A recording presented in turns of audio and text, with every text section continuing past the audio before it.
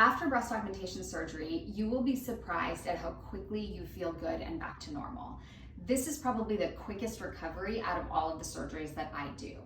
Most patients, about 2 to 3 days after surgery, will feel like they can do most things. They're off pain medication, they can drive, they can go back to work and start doing sort of normal activities of daily living. The first night after breast augmentation surgery, most of what you're going to feel is tightness.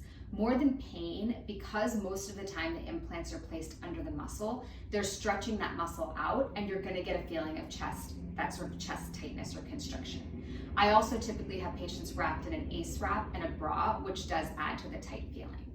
1 or 2 days after surgery, you'll come to see me here in the office and I will take all of your initial dressings off. We take a look at everything, make sure everything looks good, and then I put you back into a soft bra, after which you can take a regular shower and start resuming your normal activities. A note about breast augmentation: it is completely normal for the implants to look like they're sitting in your neck for the first several weeks after surgery. They will drop into position between 4 and 12 weeks after surgery, and they will look beautiful and normal. But when we first take the dressings off, they can sometimes look a little bit odd.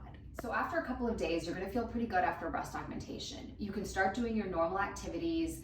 3 days after surgery, you're gonna start doing normal stuff until you get to about 2 weeks. And at 2 weeks, you can resume most exercise. You can go back to running, you can get on your Peloton, you can do a bar class.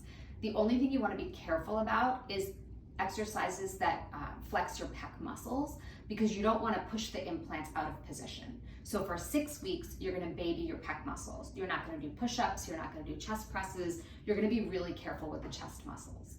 Once you get to 6 weeks, you can do whatever you like.